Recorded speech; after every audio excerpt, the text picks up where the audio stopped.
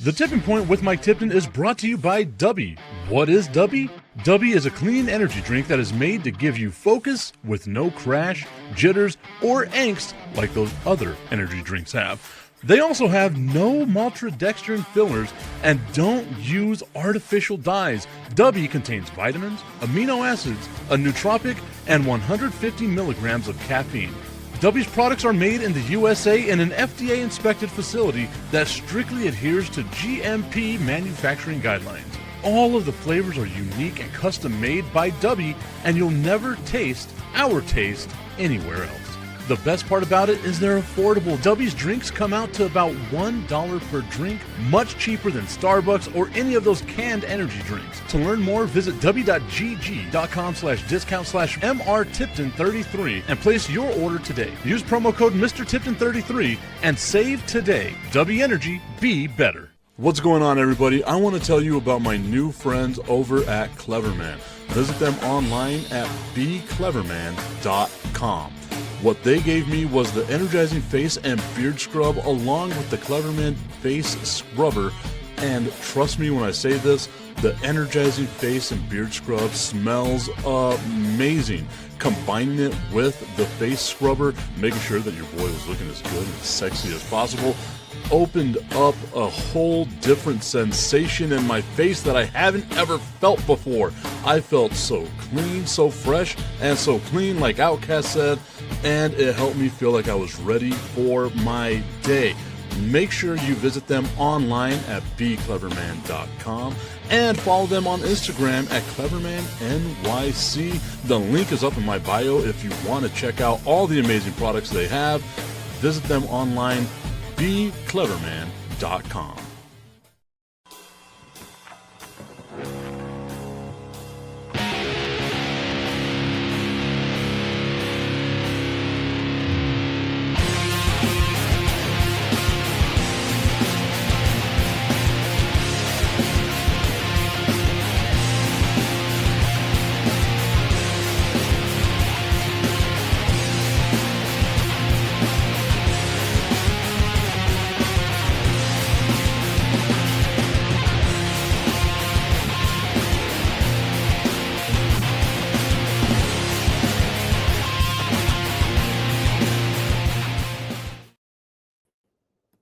It is time for the Tipping Point with Mike Tipton on a Friday. It's a TIP VIP Friday. I got my dude Agustine Pimentel hanging out with us here on the show today. A lot of stuff that we want to talk about. But Augustine, how have you been? It's been a long time. It's been a while since we were able to do a show together. I know you missed me because you kept calling me. It was weird that one time you were outside my house just, with the radio up in the air like a 1980s movie. That was a little weird, but you know what? I appreciate it. It's cool that I still have that boombox where I. I'm surprised it still works. I was surprised too when my ears popped in the whole thing. But anyway, I know we talked a little bit before the show and everything, and when the music came on, I was actually nervous again. I was telling myself, "Wow, we're back! Wow." Tipton is not that responsible anymore. Then I saw you were at work, and then I told myself, "Wow, the Cowboys still suck." Yeah, that'll be the case. The draft will happen. I'll get hope. You know how it is in the off season for me. The season ends. I don't care about football. The draft happens. I start getting hope because I'm like, oh, the Dallas Cowboys, they draft really well. Then they do nothing in free agency. And I get upset about that. The season starts. I'm like, they're going to be undefeated. They play one game, and I'm like, the season's already lost. Like, that's just the way that I go with the roller coaster of emotions with the Dallas Cowboys. So, there's so much more to talk about other than the Cowboys. But I love the fact that you were the one to bring them up first on the show. I love bringing back heartbreak. and the thing is, the day before yesterday, I was stuck in an elevator. It kind of got stuck in the middle of the third and fourth floor. It's an old elevator, so we knew something like that was going to happen. It's being changed, hopefully. But I got stuck in there with a 49ers fan. Gross. and and he started talking about, hey, football, and I go, please don't, please don't, and Like anything but that. Anything but that. anything but that, because he was wearing a 49ers polo and those real nice. I gotta give props to the NFL for that. Those real nice black NFL caps that have the logo in front, but not really out there. You can tell it's a team, but you can be wearing it for stuff. And he said, "Yeah, this year's our year." And I said, "Where have I heard that before?" And I told him, I've heard that a lot from Cowboy fan. The thing is, I've heard it more from you for a year longer that they have. And he just went off the rails. He said, Of course he did. "No, it's the officiating. They're against us." And when he started saying us, I just went, "Oh, Agustine, you've opened Pandora's box with this guy." And it was absolutely beautiful to watch for the next 4 minutes when the elevator just started working again. The amount of ludicrous beliefs that some fans have that the NFL's against them, that that the refs get together and say, "Oh, we're going to have this outcome to this game." That's just, for me, as a fan, my goodness gracious me. It just, it's sports. It's anything that can happen. It's that's why we love it. And all sports. I mean, to me, that was just one of those things that I went, uh-oh. And, and it was just beautiful to watch. I wish I had recorded. I wish I would have taken out my phone and, could you do that again? I love the way that story went, because we had someone tune in right now. They're like, no narratives. They say, let's turn up. I'm a new guy. You continue talking. And they're like, never mind. They left. They just completely abandoned that entire story. Zero patience from people these days, man. Like, I guess he's a 49er fan. Maybe he was one you were stuck in the elevator with. Tommy was saying that he hopes you get stuck with that guy again, but that guy has gas. That's what Tommy was saying. I want to give a shout out to our person, Ken Jari, who tuned in over there in the Philippines. Shout out, Ken Jari. Hope that you're having a good time today. Okay, so all 49ers gassy fans stuck in an elevator aside, nothing makes me angrier than fans trying to blame the outcome of a game on officiating. There's so much more that happens as opposed to just, oh, the referees were trying to screw us.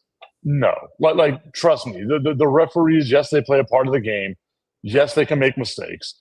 But if it takes one call for your team to be screwed, your team shouldn't have been there in the first place. There are some calls, though, that you go, Like what? Like what? Like a pass interference that should have been called a pass interference. Like a catch that was a catch. Like a catch that was a catch. Yes, I agree with that aspect of it, right? Like there are some times where they get the call wrong.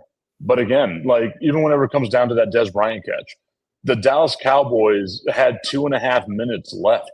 They could have stopped Aaron Rodgers. Like had their defense played, they could have stopped Aaron Rodgers. They could have done something, right? Even back to like that pass interference that we're talking about with the Rams and the Saints, there was a full ass overtime after that they could have played, that they did play, that the Saints did nothing in, right? Like there's a bad call. Very rarely does it end the game. I guess this year in the World Baseball Classic, that curveball that missed by 1.5 feet that they called a strike against the Dominican Republic, like that one maybe, but very rare does it come down to the very last call of the game being what determined the game. Yeah, no, completely agreed. But that umpire is now living in the States next to Trump. So it was rigged. It was a rigged World Baseball Classic. We love the World Baseball Classic. Tommy's reminding us that Dez caught it. He did, but he didn't.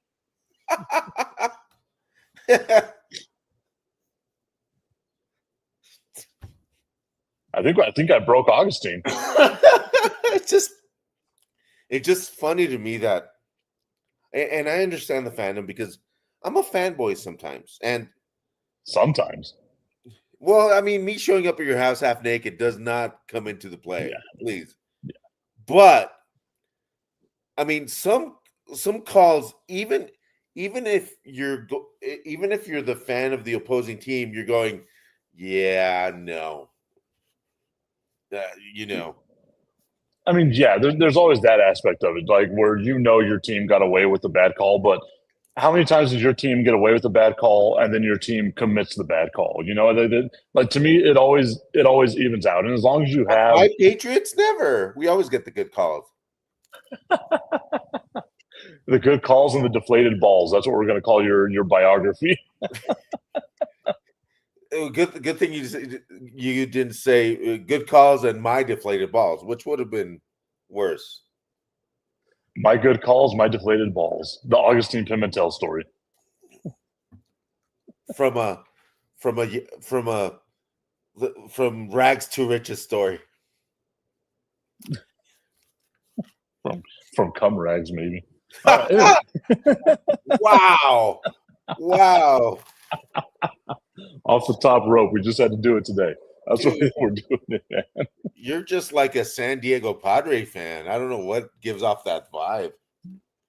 Oh, I've been a lifelong San Diego Padres fan, all the way back to Tony Gwynn and Trevor Hoffman and various other players that have played for the Padres in the past.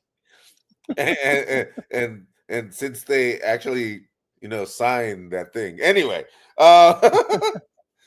no, but this is a question for everybody. If anybody can answer this, I would be really thankful. Why is baseball America's pastime when baseball is not even the most popular sport in the U.S.? Because I for a understand. century it was. Just because something's been going on for a long time doesn't mean it's a good thing. I mean, so you got to remember, right? Like they've been playing baseball in some form or fashion since 1835. So we go all the way with that, like professional baseball since 1869. No other league has been around that long. And without the expansion of baseball, where like the Dodgers and the Giants came to like the West Coast, that expansion of teams like NBA teams, NFL teams to the West Coast probably wouldn't have happened either. So like baseball being the national pastime is partly because one, it was around when there was nothing, right? Like it was the only game around, so people loved going to it.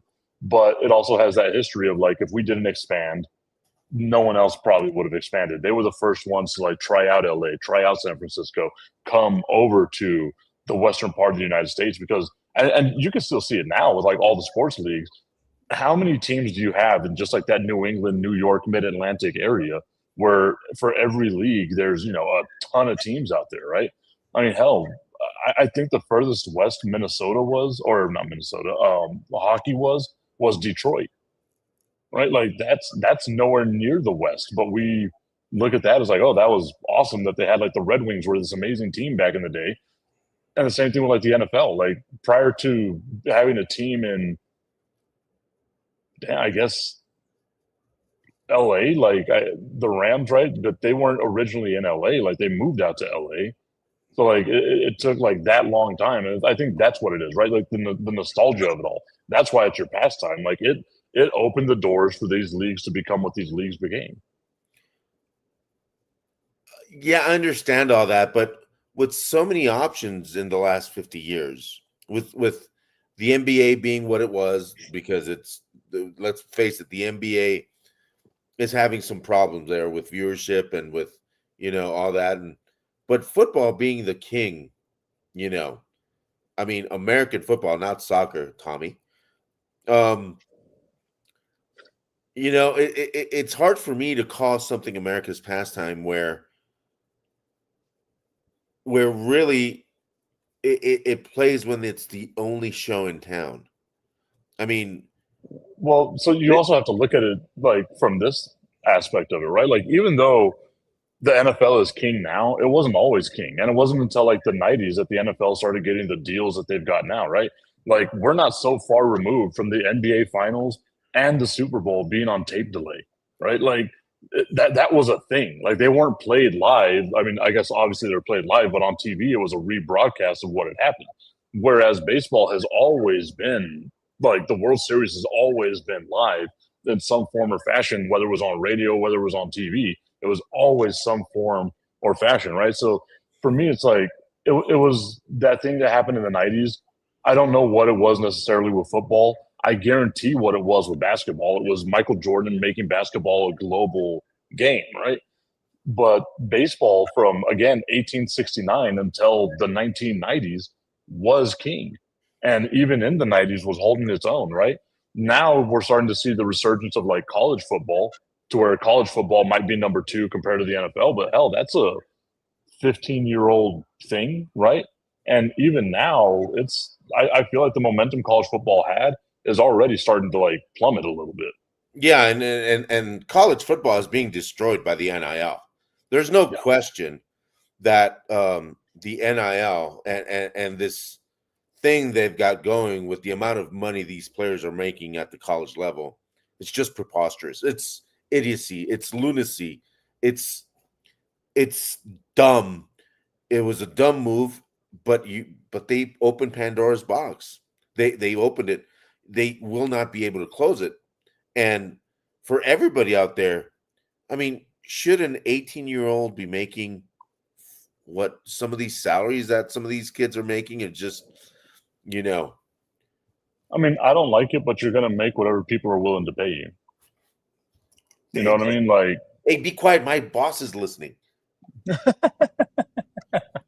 I mean, like, so I look at athletes and I say, okay, well, if we don't like NIL, right? And this is again just me playing devil's advocate because I'm not a fan of the NIL. I think it has ruined college sports to some certain extent.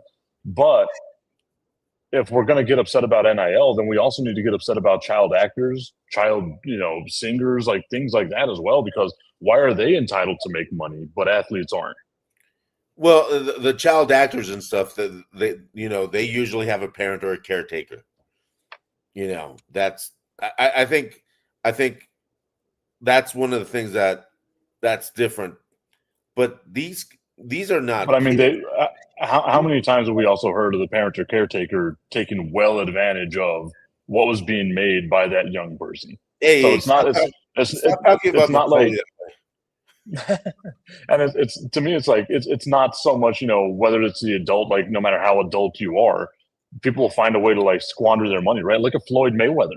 He made $1 billion as a boxer, but he can't pay $7 million in back taxes now. He's got to take all these extra events and stuff like that that's going on. So to me, it doesn't necessarily matter the age or anything like that or the maturity level. It's you have such a small window to make that amount of money in sports that if it happens for you in high school, it should happen for you in high school. You should get paid to do that. I don't like it, but that is what capitalism is. Yeah, true. But at the same time, everybody said that college athletes didn't get paid, and I mean, they got paid the most important thing, which is a college education. That's you can get all the money in the world, but if you don't get a little bit of college in there, it's gonna go away pretty quickly. So I think it's a bad move. It was a bad move. And then the amount of money that is needed to be spent on a national championship side, which we all know who the national champions is this year because it was one heck of a game against UConn. But Are how you much talking about basketball? I'm talking about right now, basketball, for example, because that's the most recent one we have in memory of a national champion, besides the UTEP dance team winning the national championship. Yes. But anyway, I mean, just their budget alone for basketball was about $14.5 million. Wow. $14.5 million for a college team Not their whole NIL budget. Their basketball budget was 14.5 million, if I'm correct. I mean, can Yeah, I mean, nor, I but I mean, mean that's the way that it goes, right? But then like you look at other schools, like let's go, sticking in college with it with like Indiana. Indiana just won the national championship. They only had what 12 million in NIL versus like Texas Tech, who's out here spending 50, uh, Texas that's spending 40, Bama that's spending like 30. So I mean, it doesn't necessarily matter how much money you spend on your roster. It matters about the construction of the roster still. oh, don't tell that to our local president. No, please, please don't tell that to Miss Heather Wilson. Please do not say that. It also comes to say that UTEP has $600,000 for NIL. But I mean that's also for me, if you're going to make that investment, right? Like, because I was thinking about it, whenever you see the lottery numbers up at like 1 billion, you're always like, I wonder what I would do if I won the lottery and stuff like that. And I was like, I would donate obviously to my church and the things like that I've done. But then I think about, would I continue, like would I increase my donations for UTEP, right? And I sit there and I say to myself, I would like to, but I feel like I'd be alone on an island. And the money that I put in, I know I wouldn't get an ROI on. So it wouldn't be a good investment for me to do that. So to me, it's like, if you, it's a weird double edged sword, right? The school has to be good to make you want to give money to it. But if it's bad, you don't want to put money into it because it's a bad investment. So for me, like UTEP's just stuck in that purgatory of, we've been bad for so long. We don't have a strong alumni base, which is wild because they kind of do if people actually thought about it. But they just don't have the hardcore type alumni base that Texas Tech has, that SMU has, that some of these other schools have that really care about the athletic departments. And more than anything, that at least keep in touch. Yeah. That's key right there. And I know we're gonna crucify some schools here because that's not just UTEP, that's other schools as well. That's Mhm. and the thing is, it's how you treat your alumni. An email, maybe once a month. Don't make it once a week. Sometimes, have your alumni association actually being part of the university, not being a pseudo organization outside the university would help. Um, I know this is hitting home a lot, but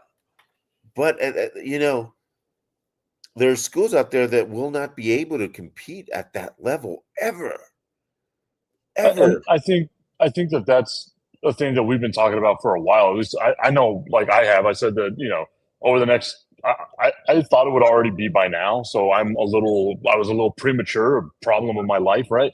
But Yeah, I thought that we'd already have this breakup between the NCAA, like, big money making schools, the SEC, Big Ten, all that, and then the secondary schools, that second level of schools, which again to me is still above UTEP, right? Like UTEP, I wouldn't say is that secondary. I think they were more of a tertiary tier, but like I just they have to have that separation in order to start giving those other schools an opportunity to become great. I know people are going to say, well, there's Division II in college football.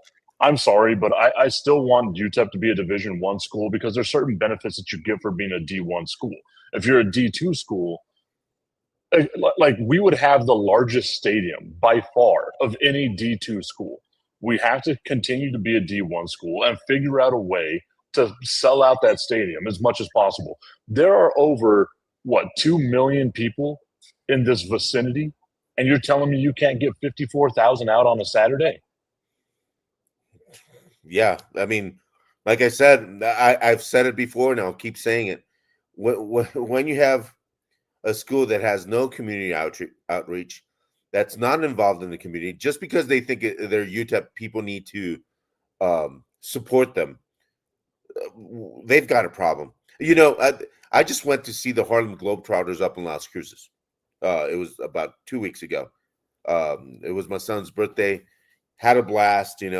Um, got to meet Larry Johnson Jr., who is the son of course, Larry Johnson and Al Heater. Great group, great guys that played for the Generals. Um, but when I was driving into Cruces, Las Cruces, New Mexico, there were flags of NMSU everywhere. There was a sense of ownership. There was a sense of this matters. I don't see that at UTEP, and I don't see UTEP doing some kind of program to put a flag, let's say, on every business in El Paso. I see no, last 2 years ago, the basketball team did a practice in Ciudad Juarez where they sold out the gym, excuse me, the stadium, which was the University of Juarez stadium, packs about 6,000, and it was full. It was to capacity just to watch the miners practice. So, what's going on? I mean, and I know it's a heavy question because this question can be said to a lot of mid-major schools that are underperforming, and we probably have one right here at UTEP that's been underperforming for a long time. But I think it, like, again, like it all comes down to what have you done for me lately? Like that's always what it's going to be, especially whenever you're UTEP or New Mexico State, right? So we can look at New Mexico State. Had we gone to Las Cruces 10 years ago, those New Mexico State banners would not be flying all over the place, right? What have they done since then? They had an upset that they did in the NCAA tournament. They've habitually been in the NCAA tournament. They won a bowl game. They went to a bunch of bowl games as well within that decade, right? So now the fan base is getting excited about potential, about possibility. Whenever you look at UTEP, we were super excited about the beginning of the Scotty Waldron era for UTEP football, right? A lot of people were. A lot of people were very excited about that, right? I remember. But once the novelty of it all wore off and it comes down to what are the nuts and bolts that we've got that are going to make this thing work, the wheels fell off, right? Like this team hasn't been something that you want to write home about. We got excited about Al Golden being here. Look at what he did at Abilene Christian. He won a tournament game at Abilene Christian. You bring him here. What was my thought process here? Sure, he won the game at Abilene Christian. The 5 years prior, they had a losing season each time, right? So, like, to me, what we've been doing is going after like that hot hire, that thing that we think is going to catch lightning in a bottle so fast, and it's not the way to do it. If you want to, and again, like I hate some of the names that are out there, but if you're UTEP and you want to become relevant, why not spend a butt ton of money and bring in someone like Urban Meyer? Sure, you got a lot of baggage there, but you did that with Mike Price, and that to me was like the zenith of UTEP's relevance. Yep. Right. Like those first like 6 years that Mike Price was there, it was still all the bad stuff that surrounded him, but he was doing really well with UTEP. They were going to bowl. They didn't win a bowl game, but they went to bowl games. You know what I mean? Like they did these things. So why not like take a chance on a coach that's got some baggage that you know is going to be able to recruit? Like I would spend that money if I was UTEP. I'd find a way to spend that money if I was UTEP because hell, you might be able to like do something. I don't think you'd win a national championship. If you do, it might get vacated because you probably broke some rules somewhere. But as we've seen now, there are no rules anymore. You can do whatever the hell you want with NIL. So why not hire a coach that's got some baggage, spend a little bit of extra money, and then prove to us as the fans that you're actually investing in the product that you want us to invest in? Yeah, Urban Meyer, please come to UTEP and show. Please. I mean, you can use the credit card wherever you want. The Tipton Family Scholarship Fund is a good place that you could spend that credit card, Urban. that would be a nice thing, right? But I think that goes for any school out there that's in the mess that NIL has created even more for college sports. And I'm all with you, Tip. And I think we talked about before that yes, there are some divisions out there that could even the last place of the Big Eight or whatever it's called now, the ACC, whatever their names are, even the last place could kick anybody's but almost anybody else. Yeah, I don't, But I mean, like again, like I know it's like the European thing and all that stuff that we talk about here, but I think college football, especially the way that it's set up now with the amount of money that gets spent in college football, really lends itself to regulation and deregulation, right? Like let's say you're the most underperforming team in the Pac-12, right? I don't know the name off the top of my head, but you're just the most underperforming team in the Pac-12. Now you have a secondary conference, which would be like the Mountain West or whatever. The winner of the Mountain West replaces that horrible team that was at the bottom of the Pac-12. They just flip sides, and now you have more momentum. Now you're starting to get those smaller mid-major schools to give a damn about what it is that you're doing, right? You don't have to go all in. Maybe you just, I don't know, maybe you just give them a little bit of the tip. I just want to put the tip in. It's time for Just a Tip. That would make me uncomfortable. Promise that it ain't too much, but just enough. Just a tip. Just a tip. Just the tip? Just the tip.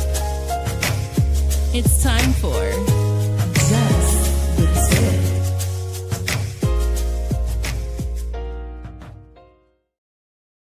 The tipping point with my Tipton Just the Tip is brought to you by myhappynuts.com. Go online right now, www.myhappynuts.com. Use promo code Mike Tipton. Save on all your male grooming needs. Do you want to look like me or do you want to look like Agustine? The fact of the matter is both of us have the happiest nuts in the world. And the reason why we do that is because of www.myhappynuts.com. Do you want to smell good?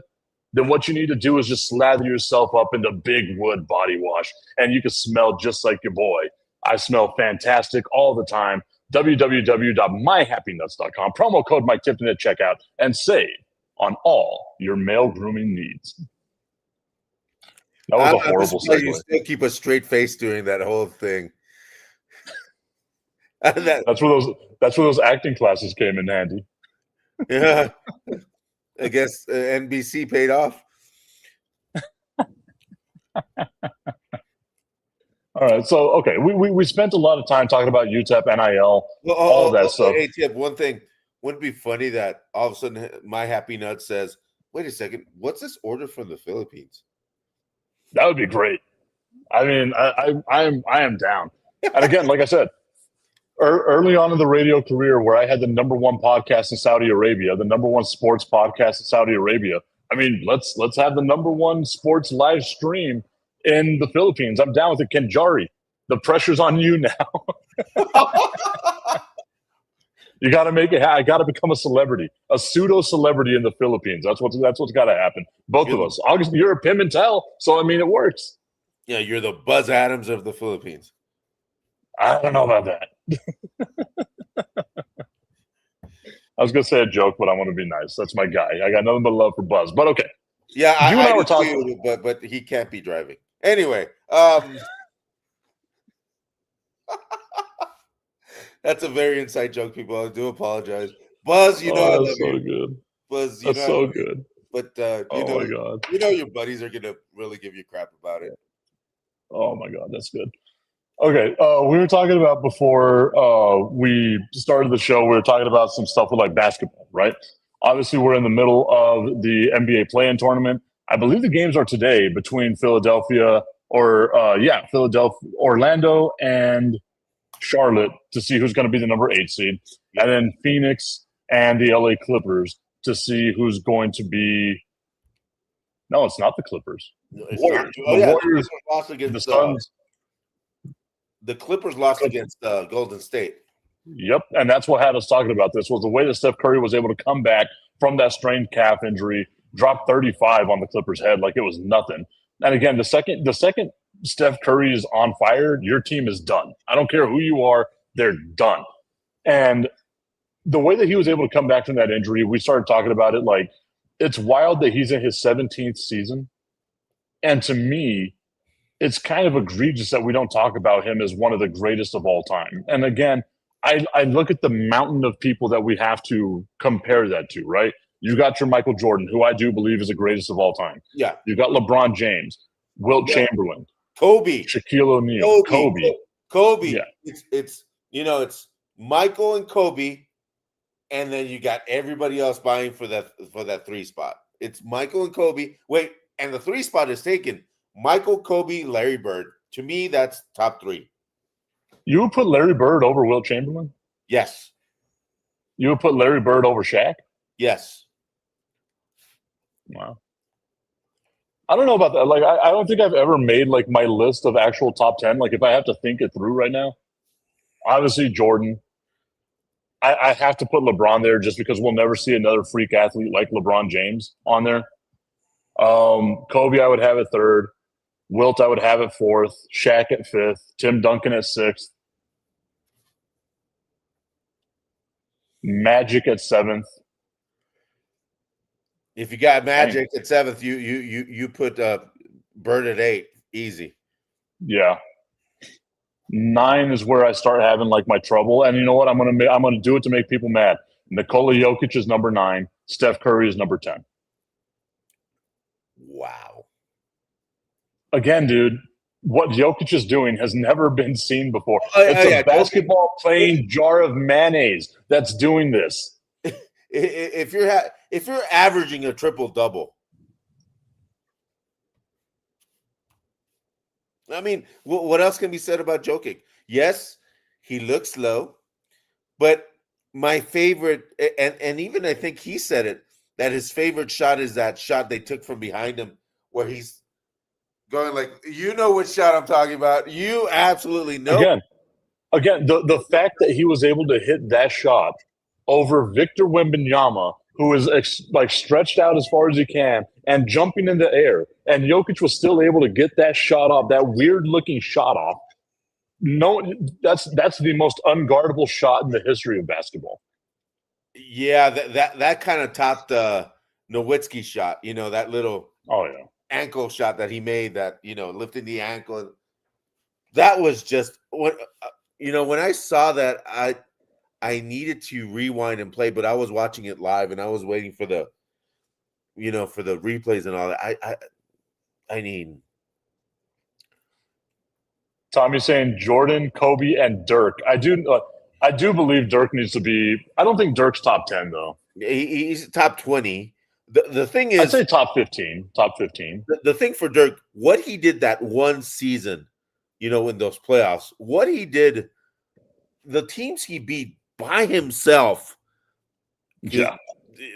I mean, I really have seen no other player go on to run that big. The way Dirk did it, that, those 2-3 years where he was just unstoppable. I mean, I sent an Instagram reel to Tommy. I want to say it was like Wednesday or something, where they were talking about that playoff run that Dirk had when he won the championship, where he beat the Portland Trailblazers. This is with a healthy Brandon Roy, a young LaMarcus Aldridge. Like, that was a really good team that was on the come up.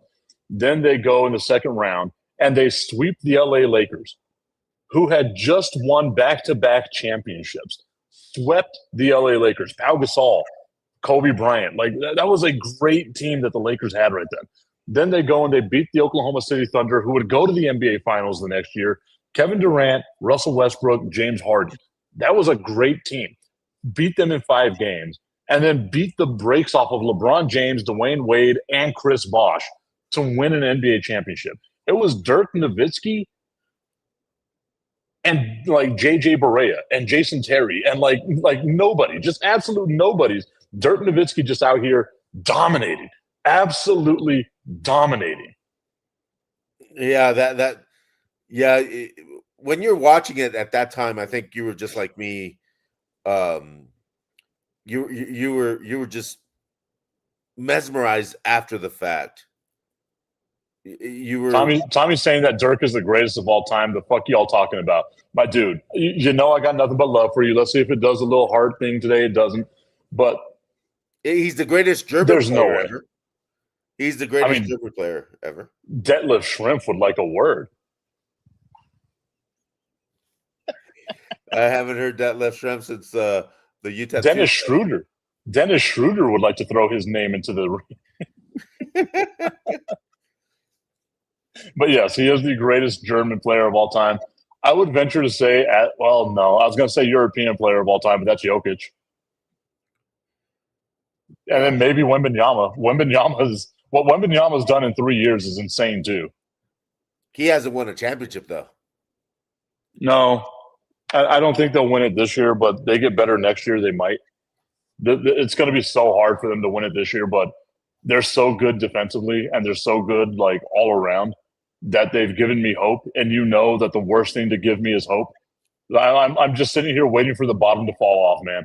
And like I know it's going to happen in like the most painful way possible. It'll be Game 7 of the Western Conference Finals in triple overtime.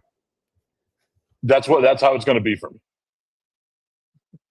I've killed Agustine. This is the second time I've done it to him today. No, and for you out there in the listening or watching audience, whenever Tipton takes off his glasses, you know he's going to get serious. No, I have a migraine, and you can see right now the sun is coming through. Oh, So I'm trying, and then like I'm putting the glasses back on so I could win because I'm on my laptop. I don't have the big ass screen in front of me that I have at home, so I have to like squint like this if I want to read the comment. And I can't even read it like that because that's how blind I am. I should never be allowed to drive without my glasses. And you look weird without him. So put them back on, please. There you go. There you go. I look sexy without them. What are you talking about? I don't know who that is. See, that's even scarier than your commercial. I wanted to buy a pipe for this year's commercial. No, that would be too creepy. That'll be too Brandon Cohn. Tommy is saying that Dirk is better than the Joker. No, like Dirk is a much better. Well, I can't even say that, dude. Like whenever Jokic starts shooting, he's really good too. We were just talking about that unstoppable. It's again, it's all the way back here. That's where he releases it from. How on God's green earth can you stop that thing? It's wild, man. But like rebounding, assists, Joker has that on Dirk all day. He's the only player in NBA history that's led the league in both rebounding and assists in the exact same season. We've never seen that before. We're 100 years deep into this league. We've never seen that before. We saw some of the we saw some of that with Arvydas Sabonis back in the day. Remember that he had that vision. He had kind of like that smarts, but I think the NBA got Arvydas when he was a little bit older, a little more. If Arvydas Sabonis would have been in the league from day one, that would have been scary as well. Because even when he was pudgy, oh my goodness gracious, could that boy play? Yeah. Old broken down Arvydas Sabonis was giving Shaq like prime Shaq problems. Yeah, and it's like I would have loved, like obviously you can't do that because it's that's not how time works. But if Oscar Schmidt and Arvydas Sabonis had played in the NBA, how quickly this revolution of big men that can shoot would have happened. Because we had, I mean, it was all the way up until the mid 2010s that your big had to be cement footed in the paint, back to the basket, shimmy, turn around, maybe you shoot it from 4 feet out. And now you got bigs that can actually shoot the ball. I mean, again, Victor Wembanyama is a damn cheat code. Being 7'5", can dribble the ball up the court with like great handles and just pull it for three like he's Steph Curry. Like big men doing that is insane. But that was what Sabonis and Oscar Schmidt were doing back in the day. Yeah, and you said a name that people are going, who? Please, people, if you have 10 minutes in your lunchtime, look up Oscar Schmidt. This guy was a killer. I mean, in international basketball, and you could see what he did to other players. It was, the Brazilian, and everybody's going to say, Schmidt? Brazil? What? You know what? You're right, Strilla. I was thinking about this the other day because I brought up the quadruple doubles with David Robinson and Hakeem Olajuwon, and I feel like both David Robinson and Hakeem Olajuwon don't get the love they deserve. The same thing with Patrick Ewing. Like those dudes were great. Like all and obviously like me being a Spurs fan, I love me some David Robinson. But those three guys helped make basketball so much fun in the 90s. Like Hakeem Olajuwon, the Dream Shake, it was so unstoppable, man. And like to me, he was kind of on that outer edge of like bigs who started shooting from the outside a little bit. Because as he got older, he started developing like that mid range shot. It wasn't a 3-pointer, but it was like that mid range shot. And whenever Akeem started stroking that thing, it was unstoppable, unstoppable. You're using Bistrilla language. Please stop. I do it on purpose. Come on, man. I mean, Augustine, you've never been able to stroke that thing? Yeah, I don't know how to answer that one. Hey, I mean, anytime I'm out there on the court, I'm always stroking that thing. Good for you. It's that, yeah, that's just a tip. Anyway, Oh no, it's more. It's much more.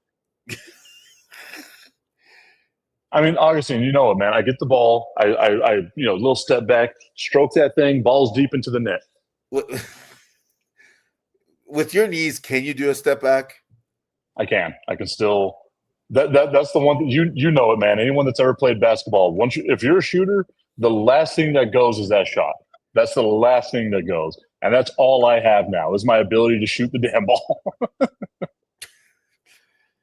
Now you were numbering all your greatest of all time. Now with the little wrinkle that was said, would you put Hakeem in the top 10 or the top 15? And for me, Hakeem was probably the most underrated center we have ever. And that's funny to say, but we always say he's a Hall of Fame center. Yeah, we always say, of course, Shaq. We always say, all these other centers, and we always, for some reason, bypass Hakeem Olajuwon. We say Shaq, David Robinson, Patrick Ewing.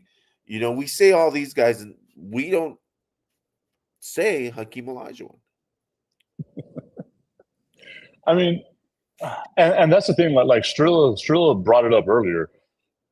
Akeem did lock up Shaq, but that was a really young Shaq in that NBA Finals. What was it, 1994 NBA Finals where the Rockets won their first NBA Final. It was that 1994 NBA Final. That was 94. But that was like that was a seasoned, already one of the greatest of all time, Hakeem Olajuwon's versus a second-year player in Shaq. So, like, obviously he did his thing. You bring that up, would I put him in, like, my top 10? That means I'd have to get rid of either Jokic or Curry. And I just don't think I can do that. And I know, again, like, that's sacrilege to a lot of people, especially us looking at basketball from that time. I think what I want to do now is I'm going to spend some time and actually create, like, my top 10. I've never done a top 10 NBA list. So I think I'm going to create, like, my top 10 list, actually dive into it, compare stuff, remember what I know, and see what it is. Because I do feel like what the list that I came out with is a little flawed. I think I have some people flipped where I would want them in a different position. But it's just, like, off the top of my head, those would be, like, my top 10, not in any particular order. Yeah, and I think, some Jokic is probably in there. I think you would keep Jokic in the top 10 because he's had this run, and I think you have to keep Curry in there. I really think the way that Steph Curry changed basketball is the truth. Tommy hates me today, man. He said your list sucks, Mike. Well, that's why he's saying the fact that he's calling me by my first name and not just Tip. I know he's mad at me. Tommy, I apologize. He's probably mad because you're actually watching soccer now. Very, very little. Like, yes, I am watching our El Paso Locomotive, who are in town tomorrow. Come on out to Southwest University Park. Check out the El Paso Locomotive as they take on San Antonio FC. Still got some tickets out here, guys. You want to come out here. It's a fun time to watch these. You can hang out with the Eighth Notch. It's going to be a great experience. Come on out, Southwest University Park. Watch the El Paso Locomotive in action. They're still undefeated in league play. Yes, they just lost the other day to the Houston Dynamo. That's an MLS team that they were doing for the Lamar Hunt Open Cup. Look how much I'm learning about soccer, Augustine. Look at that. Oh, Tommy was loving that. your list sucks and soccer sucks too. Like he's just Tommy. I'm sorry. Okay, you know what? We're gonna placate to Tommy real quick. I'm gonna try to make Tommy happy. We're gonna put Dirk at number 10A. 10A. Yes. That sounds like the same as, okay, Dirk is 10.1. Tommy is saying, Augustine, you don't suck, you blow.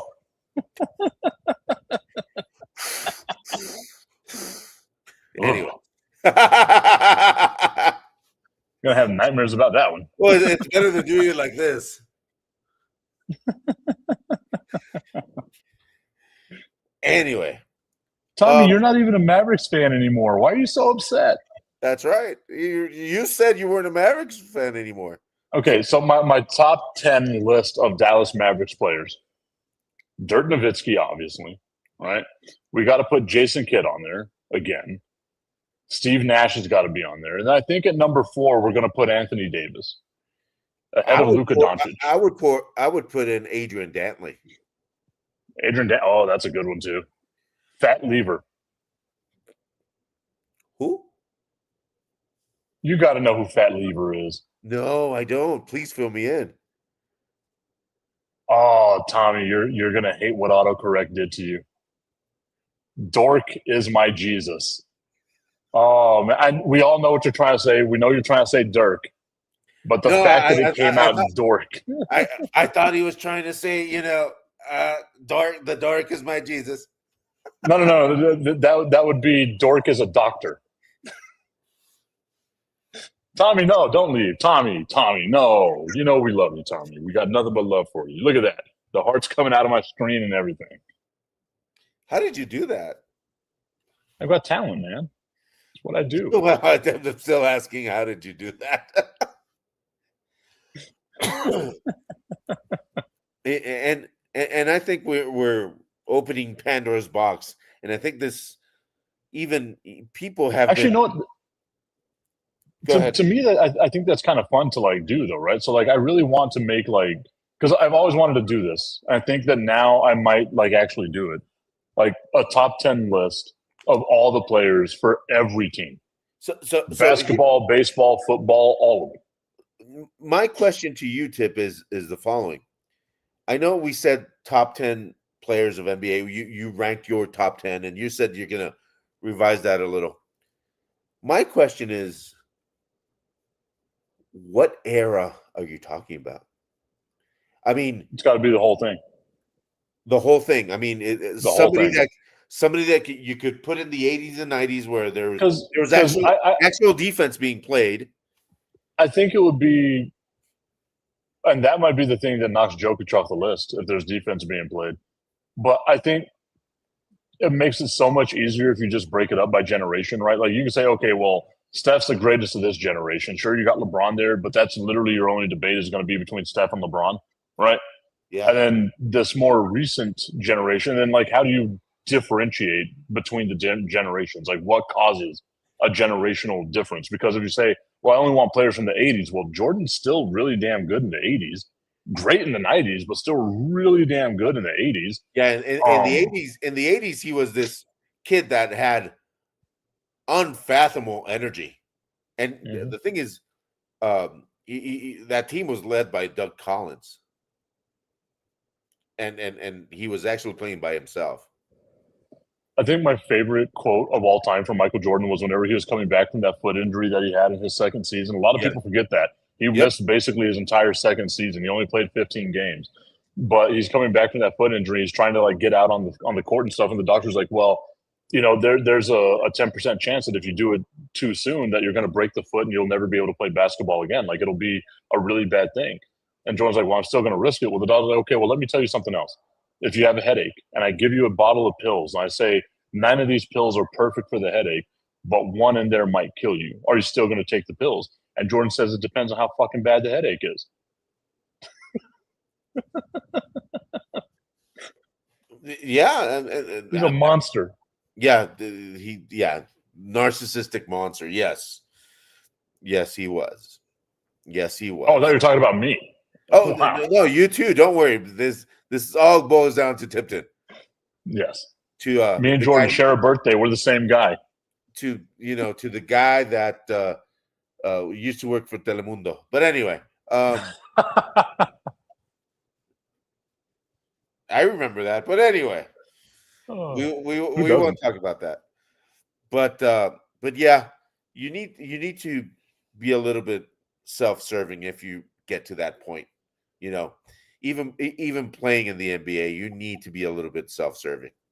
You I need mean, to, it takes a different mindset to be successful at sports that way, yeah. You need and to to be be a one of the greatest of all time. Like you yeah. have to have that mindset. That's why to me, Kobe. Uh, I think you, me, Tommy, so far. I don't know who Strilla would put in there, but like the three of us did have Kobe and Jordan on this list. Like I put LeBron on there as well, but I think it's like a unanimous like Jordan and Kobe just because of that killer mindset that they had. Yeah, that when one of my favorite clips that I still watch over and over is when Jimmy Kimmel was asking Kobe if what would have happened if when the Lakers guys are celebrating like they were like 15 and 50. They were all celebrating a win and then Jimmy Kimmel goes, what would you do or something that would you be in celebrating just the look alone. I think you've seen that clip. I don't know if you have where Mhm. I mean, the look is just, ooh, ah. Like, oh, you wouldn't celebrate a regular season win? He's like, no. I mean, no, he didn't. He didn't even have to say no. Mhm. He just the look just said the whole thing, you know, and that's the 100%. thing, and that's the thing with those kinds of people. And wow, basketball needs somebody like that. Wemby. Basketball needs somebody like that. Oh, you must not have been watching San Antonio stuff. You've got to see Wemby does not. Wemby is holding a grudge against Chet Holmgren from whenever they were 16 years old. Oh, that's right. I forgot about that. But that's against Yeah. one player. No, it's against the entire. Like he was mad at the All-Star game whenever they took him out because he wanted to play minutes. Like he's going to be one of those guys that helps bring us back to like that freakish. Just I hate losing. I want to be super competitive. He's going to be one of those guys that does it. I can't wait to see who like the next group of players are that comes in with that same mindset that he has. Is there anybody coming up with that same mindset? I mean, I feel like there has to be, right? Like we've got to get somebody soon. So I'm hoping that there is. It can't, and even so, even if it's just him, that's so much better than what we've had recently. Yeah, and a player that I thought that had that mindset, who's a freakish talent, is Zion Williamson, but he doesn't have that mindset. He's just a freakish talent. But Well, he's hurt so much. yeah, that weight can't be helping. If he would drop 20 pounds, and He'd be unstoppable. Unstoppable. he'd be completely and utterly unstoppable. He's on my list. He's on my like what if list. Like I hate that, but like, oh man, he has so much talent. Like if he had just took care of himself. A player on my list, and you're probably not going to remember him, Drazen Petrovic. If he didn't, Oh yeah. Oh, if he Drazen didn't die in Petrovic, that car accident, yeah. if he didn't have that car accident, Drazen Petrovic, I think he would have been a killer. He was a killer already. He had that mindset of, give me the ball. Ooh, you heard The way it something. should be. You heard I something. did. Well, I mean, it's closer to 9 o'clock, so I'm expecting people to come in. Hopefully. But it is what it is. Hope. I mean, if not, it's a ghost. Everywhere I go, the ghosts follow me everywhere I go. All right, Augustine. I appreciate you joining on. Look, it's been a great week coming back. You guys have no idea how excited I am that we were able to do it. We'll be back next week. Tomorrow, we do have Fire and Ice at Buffalo Wild Wings, so I'm looking forward to that as well. Finally. Yeah, tell me about it, man. Tell me about it. But Augustine, thank you so much, man. I appreciate you, everybody. We'll see you next week. Thanks, everybody.